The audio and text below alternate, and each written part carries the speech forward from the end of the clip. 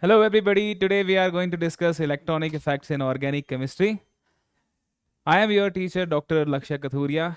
Before we begin the session everybody, let me give you a quick round of introduction, very fine small introduction of myself. My name is Dr. Lakshya Kathuriya. As you can see on the screen, this is my picture.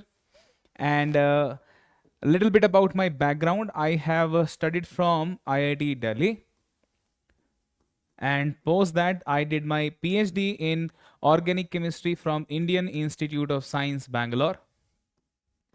And after that, I taught chemical engineering students, first year students in IIT Guwahati.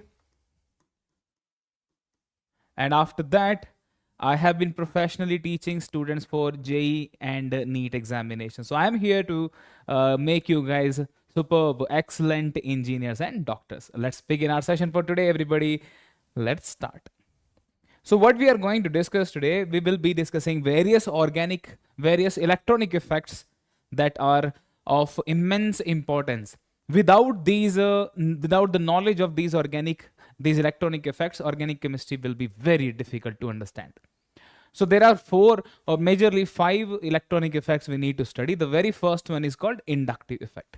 Now, what is inductive effect? Let's discuss this from the scratch so that the things become so lucid to understand. So inductive effect stands for I effect. I means inductive. This inductive can be of two types. One is called plus I effect. The other one is called minus I effect. I represent inductive effect. Make sense? Okay. Suppose I ask you to write a carbon-carbon bond. This bond has absolutely no difference, no polarity, brother.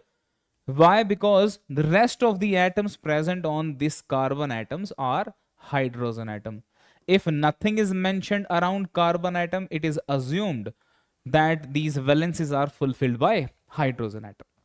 Once we know that the electronegativity, En, electronegativity of carbon is almost similar to electronegativity of hydrogen. Electronegativity of carbon and electronegativity of hydrogen are not very different from each other. Due to this fact, I can say the difference in the electronegativity of carbon and hydrogen will be nearly zero. Also, the difference in the electronegativity of carbon-carbon bond will be definitely zero. Correct? Because they are the same atom. If there is delta electronegativity is non-zero, then the bond becomes a polar covalent bond. I am sure you people know that. To master organic chemistry, you must have a strong backup of chemical bonding. You should be having extreme knowledge of mastery of chemical bonding. Okay. Now, this becomes a polar covalent bond. But what about this? When it is a zero value, this becomes a non-polar covalent bond. Non-polar covalent bond means there is no polarity at all. If there is no polarity, that bond becomes very inactive towards reaction. That becomes a non-reactive bond.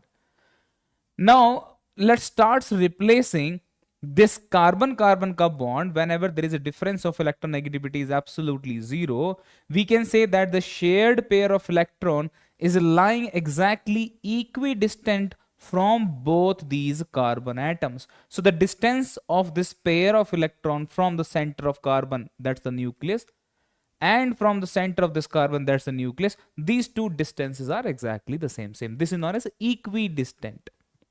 Okay. If I replace this carbon by any atom which is more electronegative than carbon, let's say I take chlorine, what's going to happen now?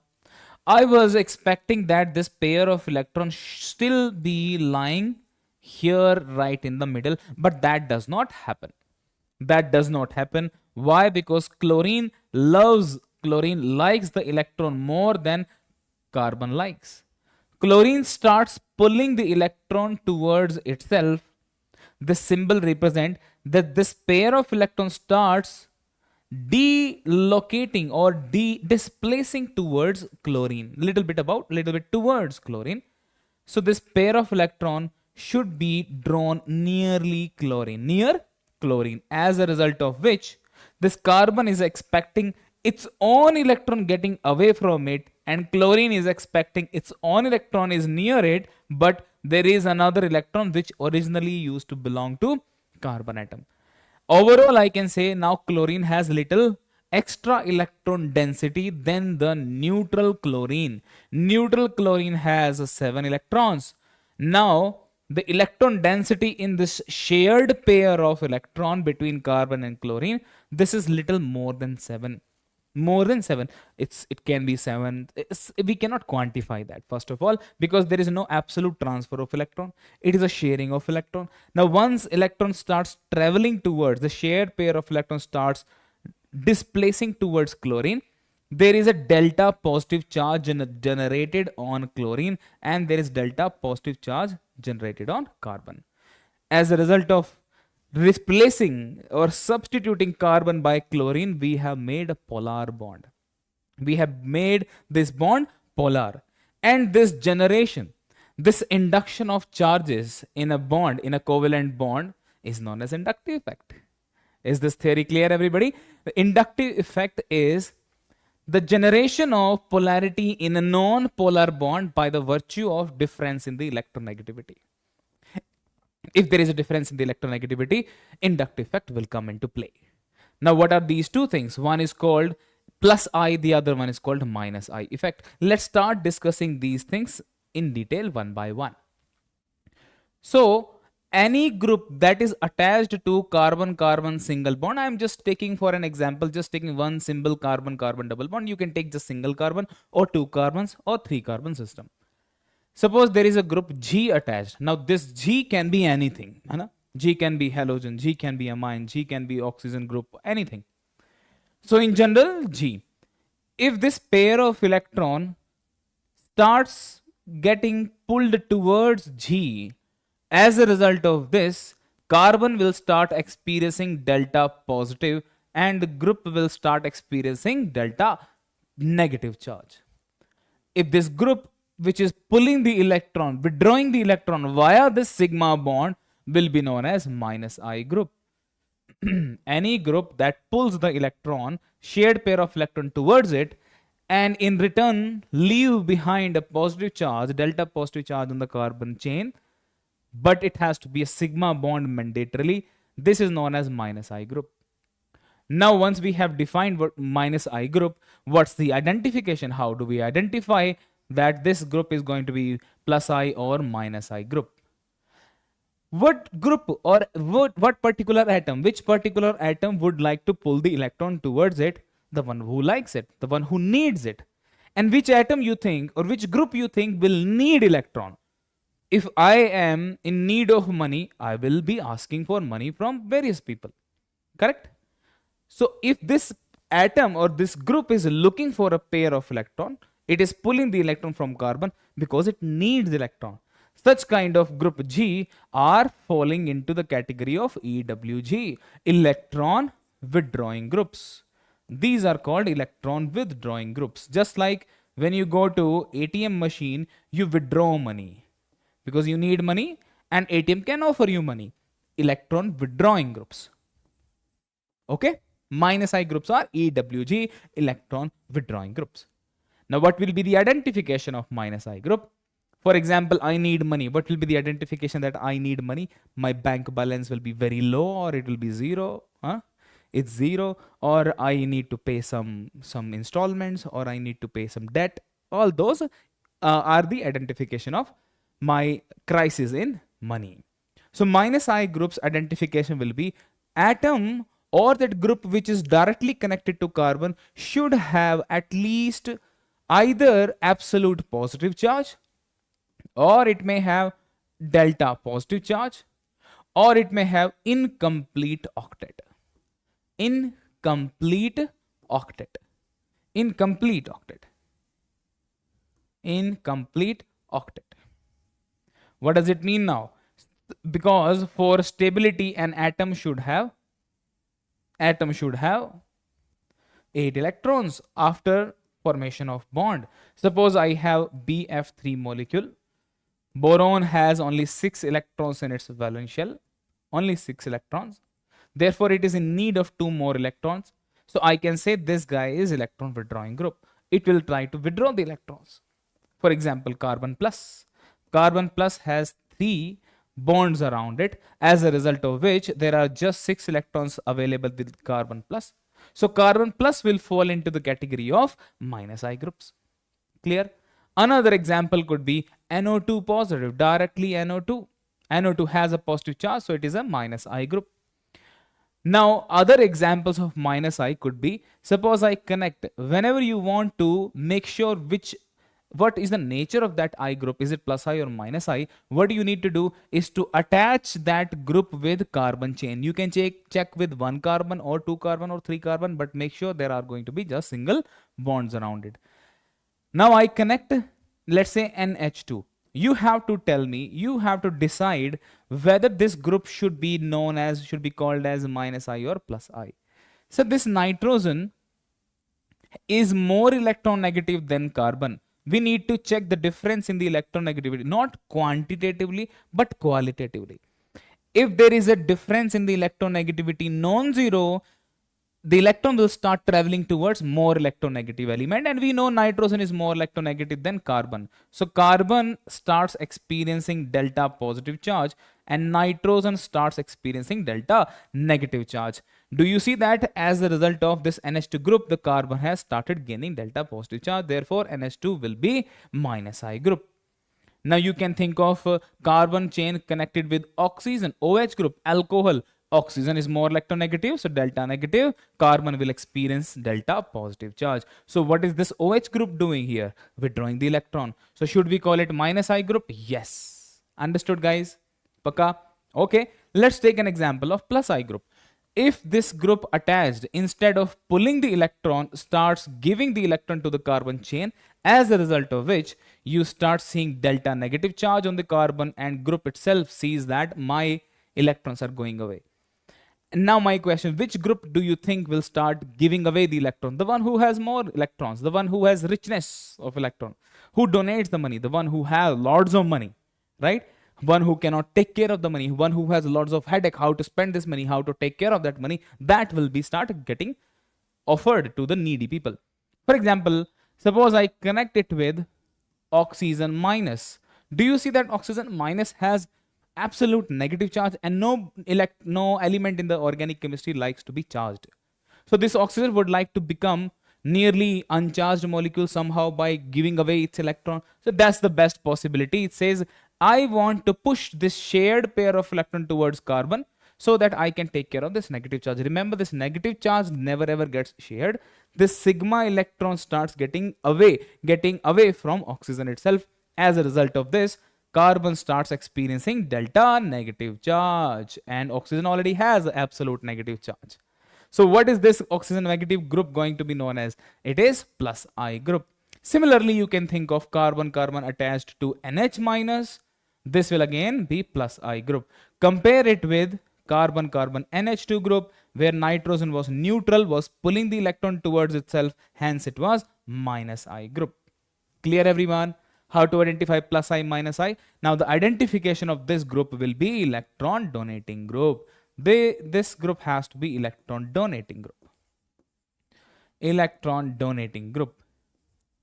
And what will be the identification? The group G should have either absolute negative charge, or that group G should have delta negative charge. These are the two major identification of plus I, minus I groups. Minus I groups and plus I groups. Understood, guys? What is plus I? What is minus I? Okay. There are various explanations. There are various applications of inductive effect, which we are going to discuss as we proceed in this chapter. Let's discuss the next effect, which is known as mesomeric effect. We also know this effect as resonance effect. Mesomeric and resonance effect, they are almost the same. There is not a huge difference between the two, but we need to understand what is this process. Mesomeric effect happens via pi bonds. Remember, via pi bonds. This is an affair of only pi electrons. Pi bonds are essential. Suppose I have carbon-carbon double bond connected to oxygen hydrogen. There is this pair of electron another pair of electron which is present in alternate position to this pi bond. What is this electron going to do? They start changing their position, their location. And this process of delocalization of pi electron is known as resonance, or it is known as mesomeric effect. And resonance is represented by this symbol which has double side full, half, not half, full. There is this symbol this side and another symbol. This is a arrow, double headed arrow, double headed arrow. This is also this known as half head arrow. This known as full head arrow, full. This is known as another arrow. Both the sides you have to show these arrows. Now what will be the final structure? Carbon has a delta negative charge, not delta, absolute negative charge. This oxygen starts experiencing absolute positive charge. So the generation of positive and negative charge in the compound has happened. But this oxygen OH group, what did it do? It has made this carbon center electron rich. Sir, earlier there was a pi bond. Yes, but those two electrons were shared. These two electrons were shared between these two carbon atoms. Now this pi electron has now become absolute negative charge, and this carbon alone has to take care of this negative charge. Alone has to take care of this negative charge.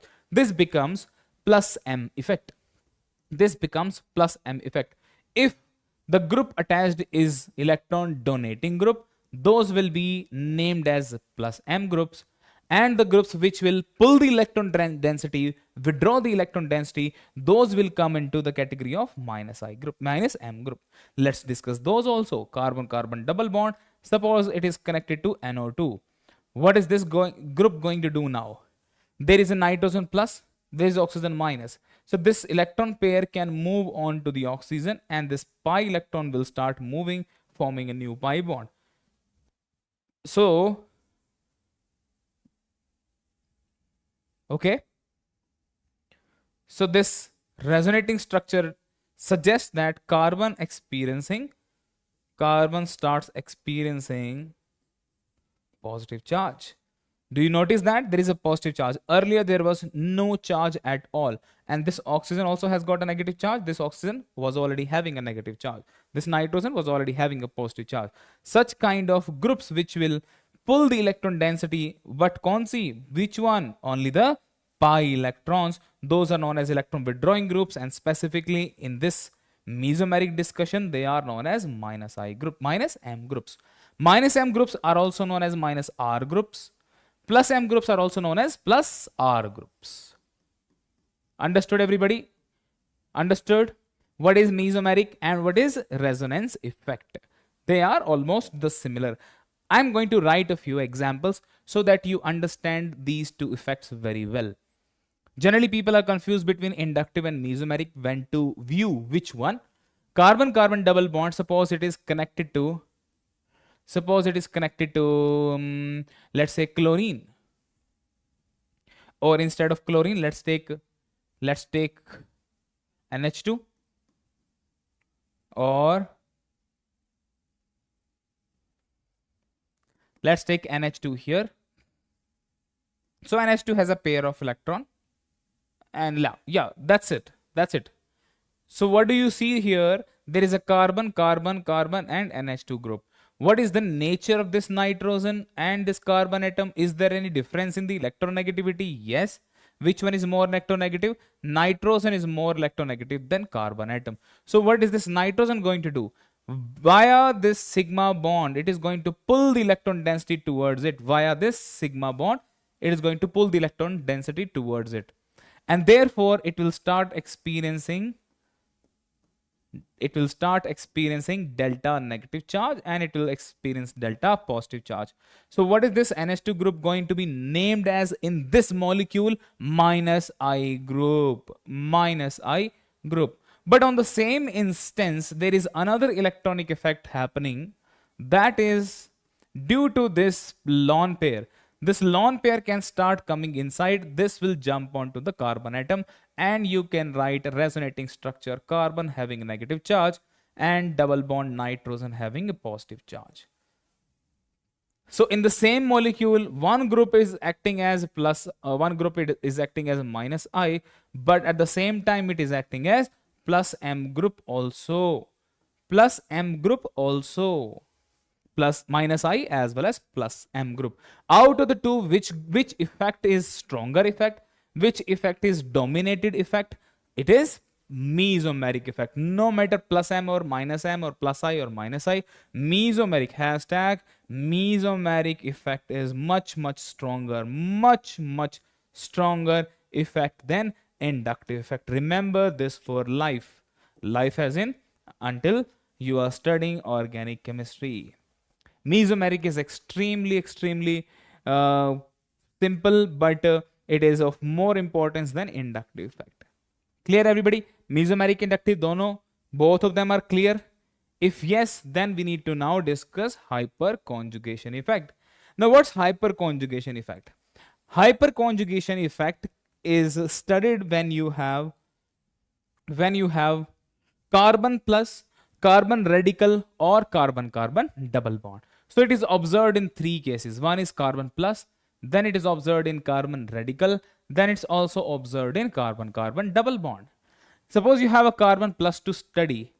The carbon plus must be surrounded with three carbon based groups around it. Three carbon based groups around it. Let's say this is CH3, this is CH3, this is also CH3. The neighboring carbon atoms to carbon plus are known as alpha. This is known as alpha carbon. This is also known as alpha carbon. This is also known as alpha carbon. The hydrogen atoms which are connected to carbon as carbon alpha are known as alpha hydrogen. So how many alpha hydrogen here?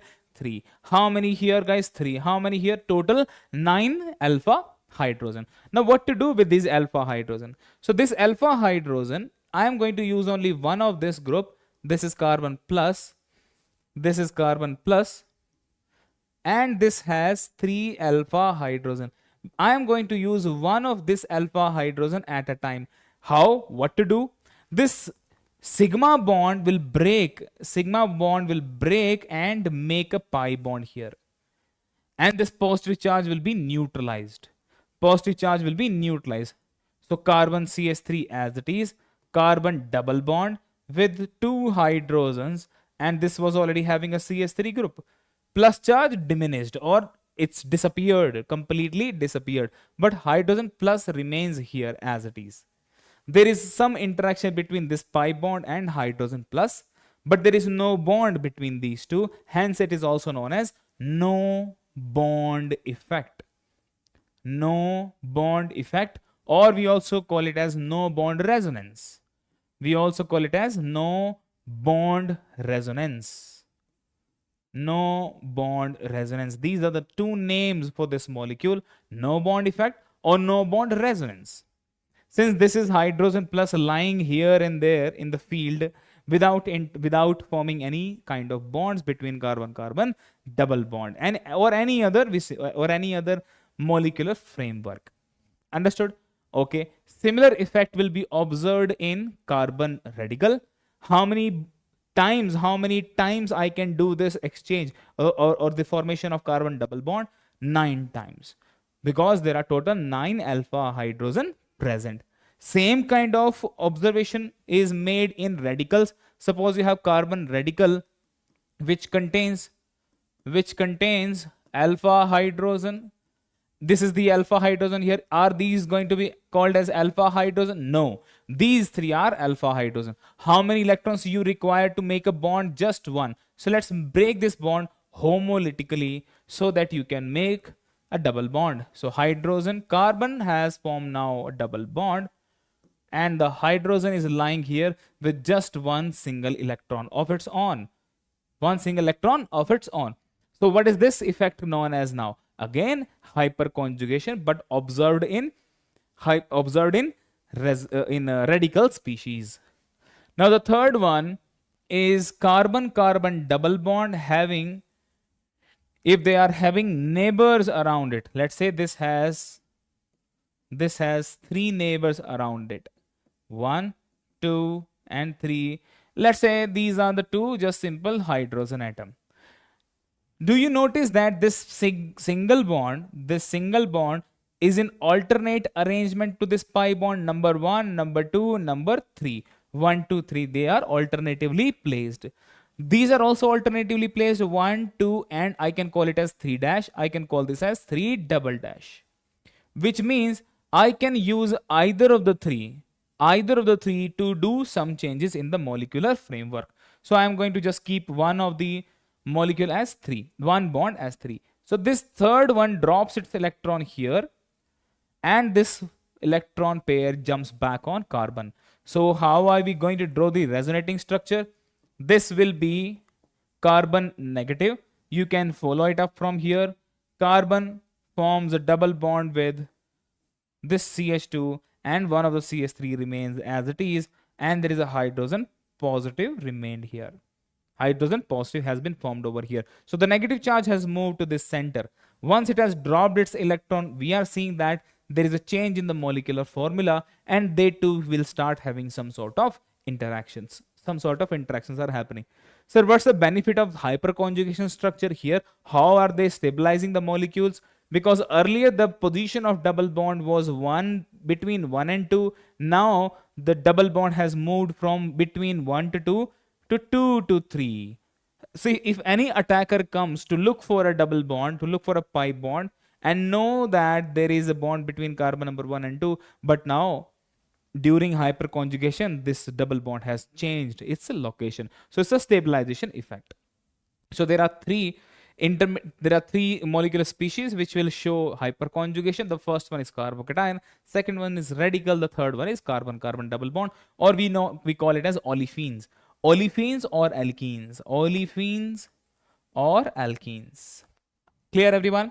That was your third effect. Then we have something called aromaticity. Very, very, very important effect. Very important effect. So in aromaticity, you should have, there are 4 rules. The first one is any compound will be called an aromatic compound if it is cyclic. Second rule, if it is planar.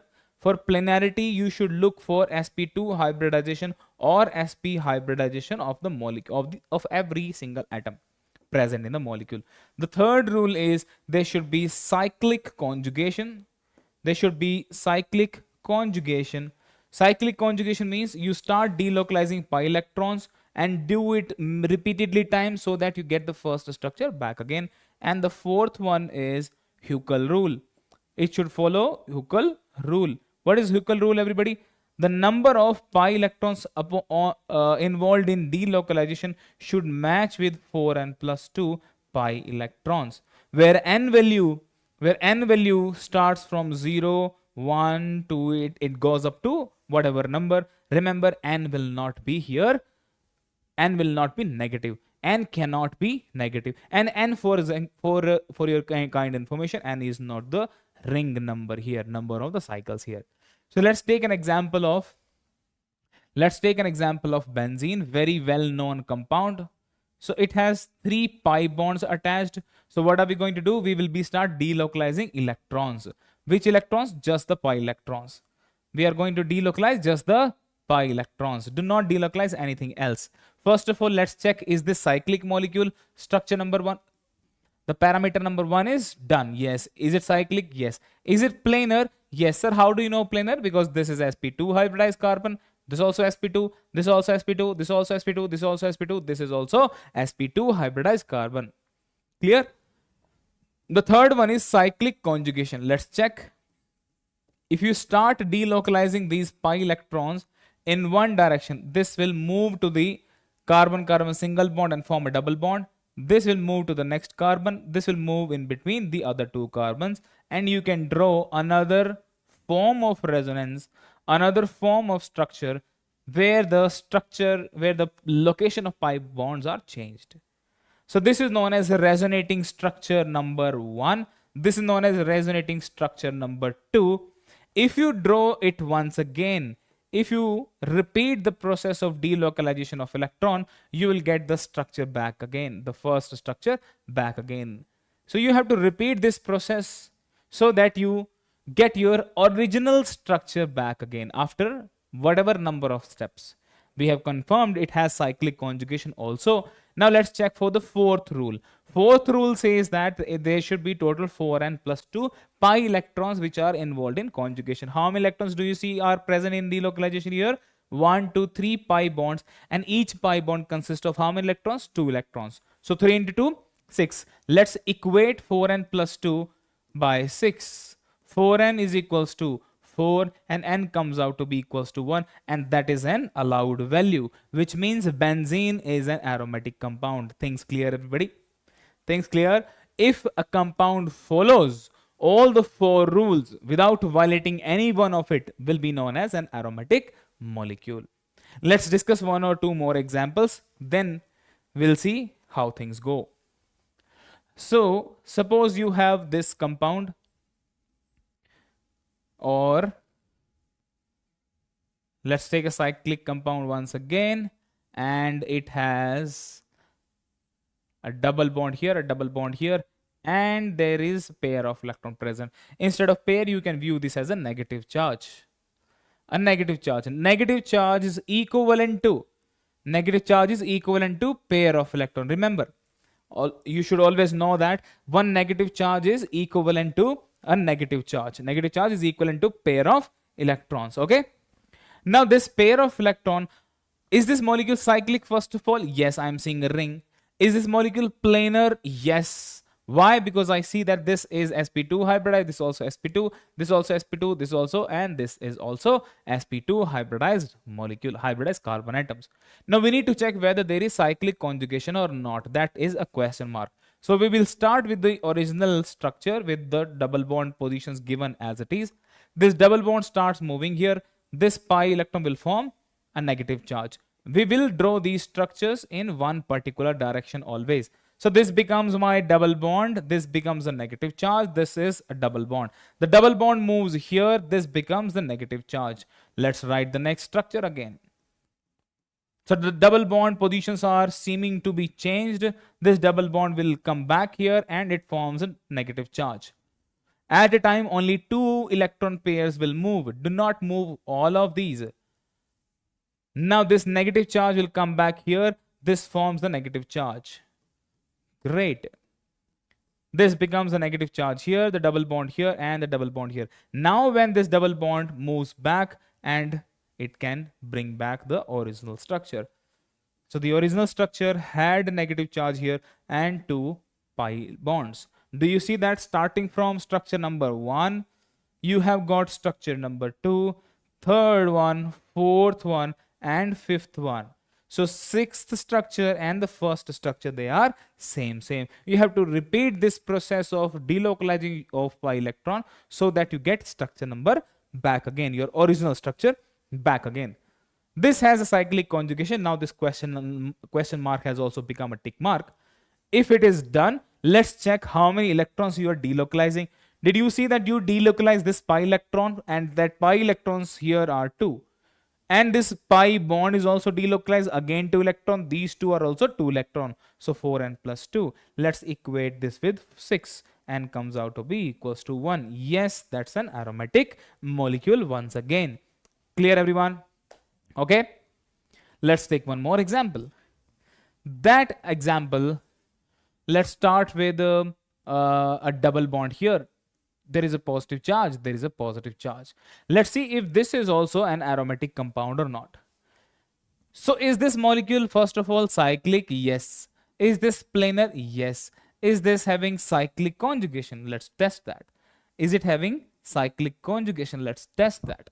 And to test, I will be moving this pi electron in this direction so that I get positive charge here. This is the original positive charge. Double bond has come to this direction.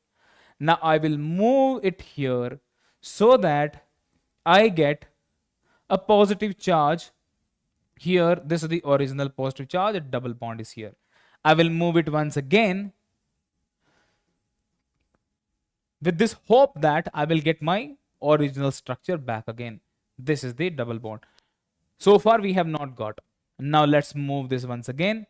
When it is moved, positive charge here, and a double bond. Do you see that you started with whatever double bond you started with, structure that you had started with, you have got it back again. Structure number 1, structure number 2, structure number 3, structure number 4, and the structure number 5 is same as structure number 1. Make sense? So this is known as cyclic conjugation. Cyclic conjugation is a process when you, after repeated operations, you get the first structure back again. Let's check for how many electrons did you delocalize. Just 2. So 2 equals to 4n plus 2. 4n equals to 0. N is equals to 0. Is n value 0 allowed? Yes. N value 0 allowed. Hence, this molecule is also aromatic molecule. Clear, everybody? That was about aromaticity. So what we have discussed, guys, we talked about inductive effect. As I said, inductive effect is the generation or induction of positive or negative charge in a non-polar bond. It is of two types, plus I and minus I effect. Plus I and minus I effect depends upon electron donating group capacity or electron withdrawing groups. What are electron donating groups? The groups which have either have absolute negative charge or they have delta negative charge. And then electron withdrawing group, either they should have absolute positive charge or delta positive charge or incomplete octet. Incomplete octet. These are the identification. So inductive effect is weak in nature. This is its property. It's weak in nature, but it's permanent effect. It's a permanent effect and happens via sigma bond. Happens via sigma bond. These are the property. This was about inductive effect. Then comes mesomeric effect or resonance effect. Mesomeric or resonance effect. Resonance effect involves pi electrons. It's a temporary effect. Temporary effect specifically for, we should not say it's temporary. Mesomeric effect, pi electrons, and it's a stronger effect. It's a stronger effect. Stronger effect than inductive effect, then I effect. But remember, always just the pi electrons are involved. Only the pi electrons are involved. Stronger effect than inductive effect. Then we have hyperconjugation effect. Hyperconjugation effect is also stronger than inductive effect, but weaker than mesomeric. Weaker than resonance. Hyperconjugation effect is also known as no bond effect or Baker-Nathan effect. Stronger than inductive, but weaker than resonance or mesomeric resonance effect. Clear? Great. So here we are going to utilize alpha hydrogens, and those alpha hydrogens are present on alpha carbon, and those alpha carbons must be sp3 hybridized. Must be sp3 hybridized. Remember. Then finally we discussed aromaticity. Aromaticity has got 4 rules to follow. The rule number 1 is plenarity, then cyclic structure, and then we have cyclic conjugation. Conjugation must be cyclic. And finally it should follow Huckel rule. Huckel rule must be followed to call that compound as an aromatic compound. Based on these 1, 2, 3 and 4 electronic effects, we can decide the stability, we can decide the overall reactivity of a molecule, and that order is aromaticity effect is the strongest effect. Aromaticity is the strongest effect, which is much stronger than resonance effect. Resonance effect or mesomeric, which is stronger than hyperconjugation effect. And finally inductive effect. These are the 4 effects. If you understand them well, organic chemistry will be just a cakewalk. That's my word to you. So that's all for today, guys. We will be continuing learning organic chemistry in the similar fashion. Thanks for attending the session, everybody. I'll see you in the next class. Till then, goodbye. Stay safe.